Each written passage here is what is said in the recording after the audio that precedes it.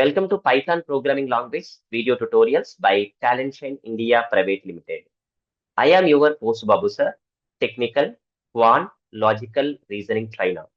In my previous tutorial, we have discussed how to access dictionary using various methods. So I have covered three methods. Those are accessing values by key, get method, and keys method. In this tutorial, I would like to discuss values method and second one is items method. So without wasting much time, let us begin with values method. So let me write it over here. So the first method, that is values method. Now, what is the role that this values method will do? It returns a view object which contains all the values present in the dictionary, right? So it returns what? A view object which contains all the values which are present in the dictionary. Now let me write here the syntax for this method. So the syntax is dictionary name. So here dictionary name I'm taking here a dot, let me write here values. So if you're going to use this syntax, then what could be the output we will be getting? It generates a view object which contains all the values which are present in the dictionary. Now, so let me execute it in my IDE so that you could understand in a better way. So let me take, so a is a variable and let me use a dict constructor in order to create the dictionary. Now here I'm going to pass keyword arguments. So let me write here a equal to 1, so b equal to 2, c equal to 3, d equal to 4, e is equal to 5. So I have taken 5 key value pairs, or else you just try to change the name of the dictionary, that is a di. Now let me print di. Now you could see. So here we have to write 5. Let me execute it. So this is what the dictionary. So this dictionary consists of 5 key value pairs. Now let us apply the values method. So here I'm going to write, so dictionary name dot values. Now what it is going to generate? It is going to generate a view object. Now let's see. Right? So dict underscore values, and which consists of list of all the values which are present in this dictionaries for the respective keys. So I hope you could understand. Now, if you want to see the output in the form of list, now you may use the list method prior. List of di dot values. Now you could see. So you are getting output as list format, right? So as we don't require now, so let me keep it in the same way. And I'm going to save it in one particular variable. So that is, so let me write here the variable name as some x is equal to. Now let me print x. Now we are getting what? A view object. Now what is the major advantage of getting a view object? Now let me write it over here. The major advantage of writing this or generating a view object. So the advantage is if any changes made in the original dictionary in future. So in future, if you are going to change in a dictionary, so it reflects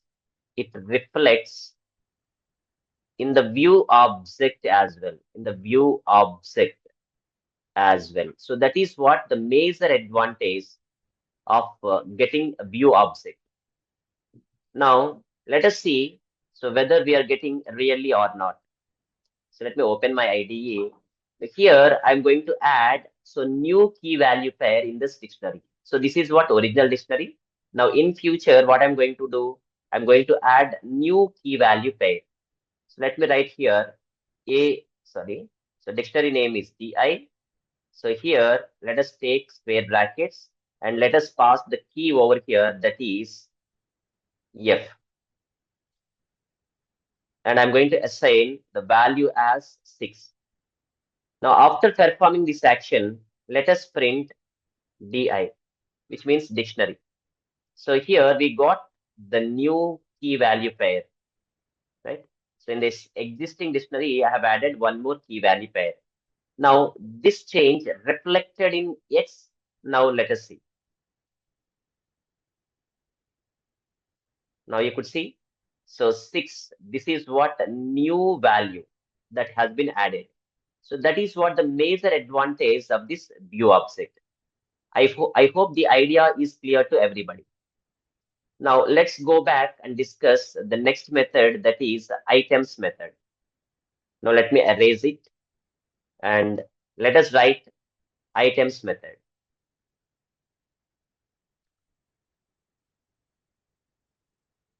Now, what is the advantage, or what is the thing that will be do or perform this items method?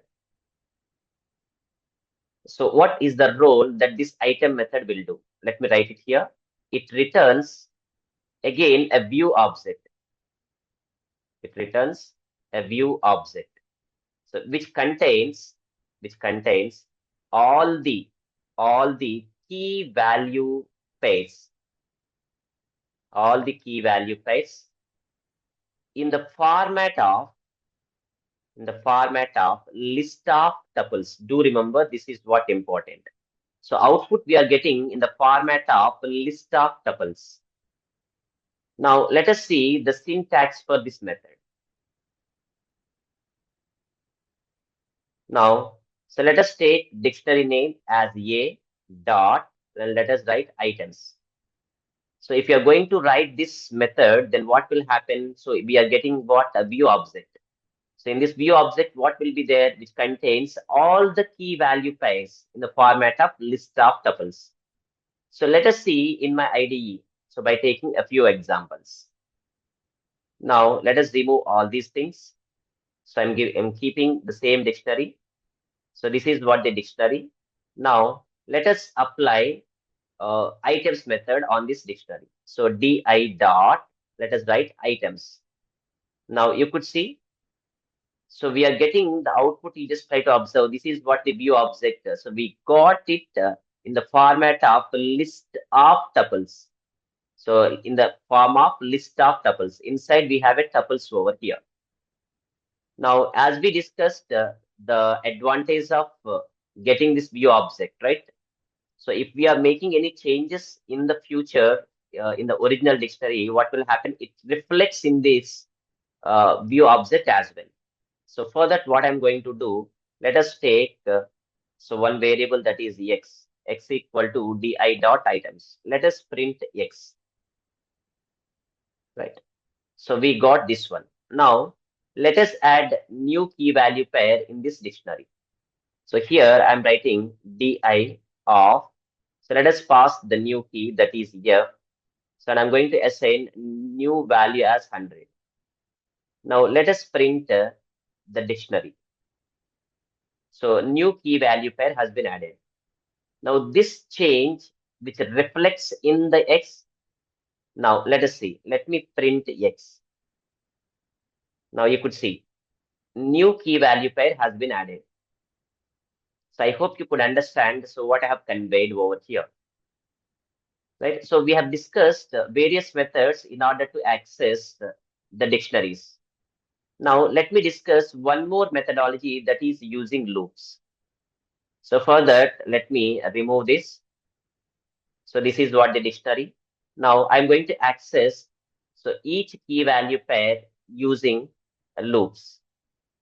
So let us traverse each item which is there in this dictionary using for each loop. Let me write here for I in di.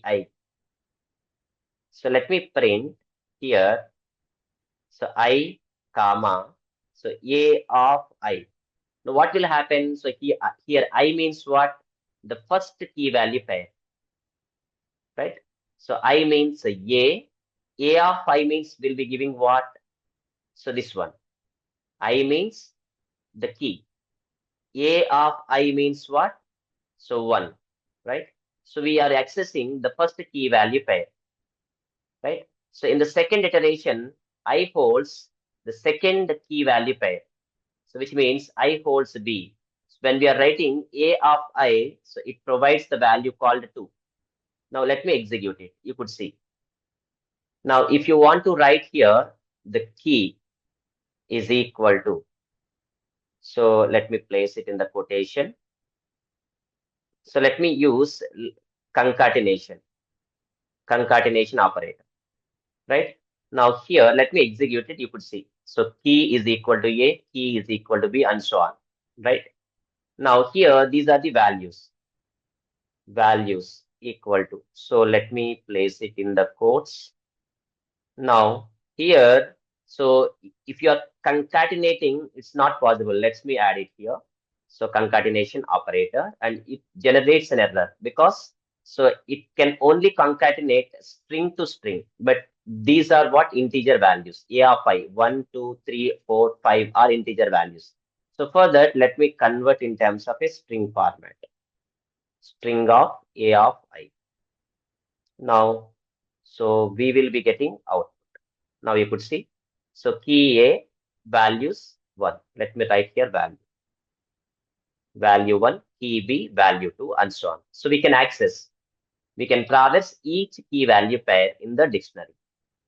Now let me write here in one more way. So that is, suppose if I'm going to use dict.items, which means dictionary.items method.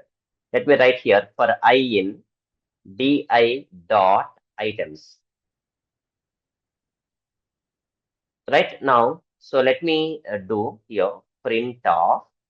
So let us use f strings. Now I'm going to use f string. So here I'm writing here key. So since dictionary items I'm using here, let me write here for I comma j in di dot items. So because we have a list of tuples, right? So that I'm going to use I comma j, right? So here I'm writing here key colon. So let us take the curly brackets. So here I and value is what? J. Let me write here value. So let us write colon or equal to, it is up to you, right? So value, and I'm writing here, so J, and let us close the quotations. Now let me execute it. Now you could see key colon A, so key colon B, and so on. So if you want equal to, let us write equal to. So here also I'm writing here equal to. Now you could see what happened, right? Now, so let me use here separator because here I got comma. So here also I don't want to get commas. So for that I'm going to use separator. So inside this quotation, let us pass comma. Now we are getting in similar output, right? Now let me add one more item in the dictionary. So A of, let me write here, click enter. So di of, so let me add f, which is equal to 1000. Now, so you could print di whether a new key value pair has been added or not. And here also we have to get some changes, right? Now let me execute it. Now you could see new key value pair has been added. And here also we got key equal to f, value equal to 1000, which is not reflected here because the change made after action, after performing this action, right? So I hope the idea of accessing so dictionary items is clear to everybody. So if you clearly understand the methods we have discussed in this presentation, please like, share, and subscribe our channel. Thanks for watching.